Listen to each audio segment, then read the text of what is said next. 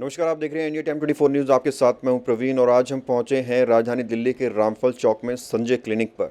यहां मेरे साथ डॉक्टर एलसी शर्मा है, उनसे हम बातचीत करेंगे। वैसे तो ये हर उम्र के लोगों का इलाज करते हैं, लेकिन स्पेशलिटीज़ बच्चों की है, बच्चों के स्पेशलिस्ट हैं। सर, बहुत बहुत स्वागत है आपका। जी धन्यवाद धन्यवाद। एलसी मीना जी, आपको करीबन 33 साल का अनुभव है मेडिकल लाइन में। 33 साल के अनुभव में कितना जो है क्या कुछ सीखा है आपने, और क्या कुछ एक मैसेज छोटा सा सबसे पहले 1 मिनट का हमारे दर्शकों को दें। अनुभव तो करीब 50 साल का है, लेकिन 33 साल से मैं नर्सिंग होम हॉस्पिटल चला रहा हूँ। अपना पर्सनल खुद मैंने कमा करके बनाया है। और 23 मार्च 1972 को मैंने अनाउंसमेंट कराया था कि मैं जब तक ज़िंदा रहूँगा ना तो घर जाने की फ़ीस लूँगा और ना ही टेबल पर दवाई लिखने की फ़ीस लूँगा। आज तक मैंने इस बात को बरकरार रखा है। कोई भी भाई मुझे ये नहीं कह सकता मेरे से फ़ीस चार्ज की है। मैं फ्री देखने जाता हूँ, घर में फ्री देख के आता हूँ। और विशेष रूप से बच्चों का इलाज ही करता हूँ। वैसे तो ऑलराउंडर हूँ, सबका इलाज करता हूँ, लेकिन बच्चों के ऊपर तो मेरी शुरू से वो नियत रही है कि मैं ऐसा डॉक्टर बनूँ जो मुझे अपनी ज़बान से ये ना बता सके कि मुझे किस प्रकार की बीमारी है, क्या है। तो मैं उसकी बीमारी को खुद ढूंढ करके उसका इलाज करता हूँ और प्रभु की कृपा है कि तकरीबन 99% सभी बच्चे ठीक हो जाते हैं। अभी जो समय चल रहा है, कोरोना महामारी का भी समय चल रहा है, लोगों में भय है, डर है। अभी का जो वर्तमान समय है, बच्चों को क्या कुछ इन्फेक्शन का खतरा है, क्या कुछ डिजीज़ का ज़्यादा खतरा है उन्हें, जिसका उनके माँ बाप को, पेरेंट्स को ध्यान रखना चाहिए। वो तो सरकार की तरफ से लॉकडाउन में ये आदेश दिया गया था कि सभी लोगों को घर में रहना है और मास्क लगा कर रहना है, अपने हाथ धो कर के 10-12 सेकंड के अंदर हाथ धो कर सफाई रखनी है। लेकिन बच्चों में विशेष रूप से मैं माताओं को समझाता हूँ कि बच्चा जब तक ब्रेस्ट फीडिंग करता है तब तक उसको बीमारियाँ बहुत कम होती हैं। उसके बाद जब वो ऊपर का दूध लेना शुरू करता है तो कुछ मदर की ऐसी लापरवाही होती है कि वो जो बोतल होती है, उनके निपल होते हैं, उनको अच्छी तरह से साफ़ नहीं रखती है। कृपा करके वो कम से कम 2 तरह की बोतलें रखें और उसके निपल के साथ उसको बॉइल्ड करें कम से कम 15-20 मिनट तक।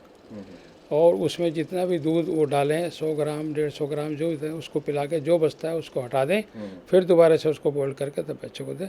तो बच्चों को लूज मोशन, उल्टी, दस्त वगैरह इस प्रकार की बीमारियां नहीं होती।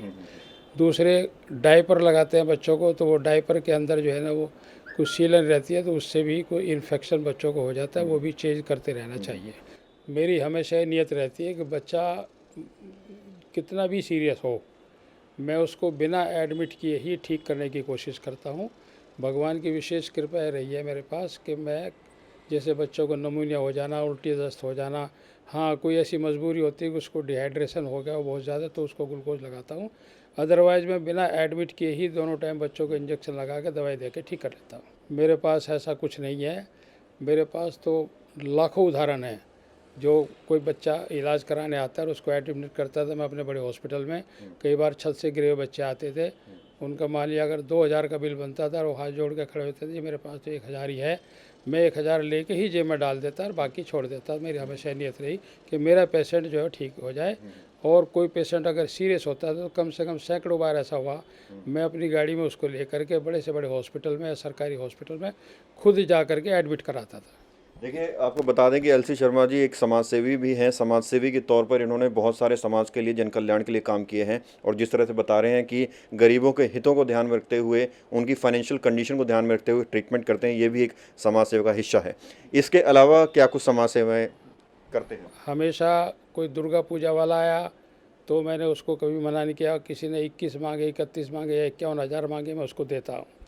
उसके बाद रामलीलाएँ होती हैं, उनमें भी जा कर के दान देता हूँ और बिना मांगे देता हूँ। किसी का कोई प्रेशर दबाव नहीं होता, मैं अपनी मर्ज़ी से खुश होकर के देता हूँ। धार्मिक काम बहुत करता हूँ।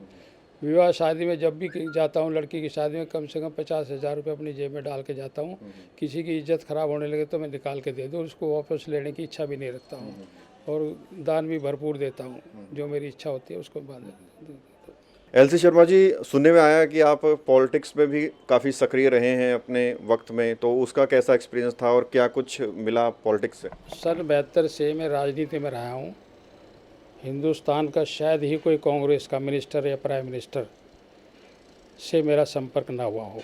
बहुत अच्छी तरीके से संपर्क हुआ है और बहुत बढ़िया ढंग से निस्वार्थ मैंने सेवाएं की। जहाँ कहीं भी प्राकृतिक आपदाएं आती थी तो पार्टी मुझे वहाँ भेजती थी। जैसे गुजरात में भूकंप आया, मैं वहाँ पर 6-7 दिन काम किया और सड़क पर सोया हूँ तिरपाल ओढ़ करके।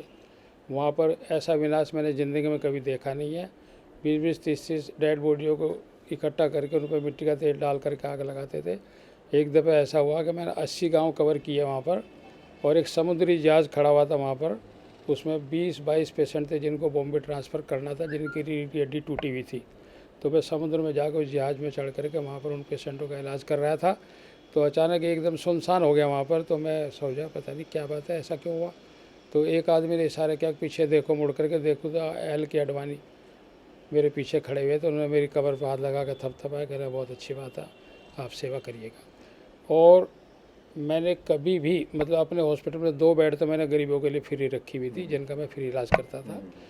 और पॉलिटिकल मामले में मैं 37 साल कांग्रेस में काम किया, लेकिन काम करने वाले को कुछ नहीं मिलता। जो ठग बीच में होते थे वो पैसा ठगते थे और पैसा ठग करके दूसरों को टिकट दे देते थे।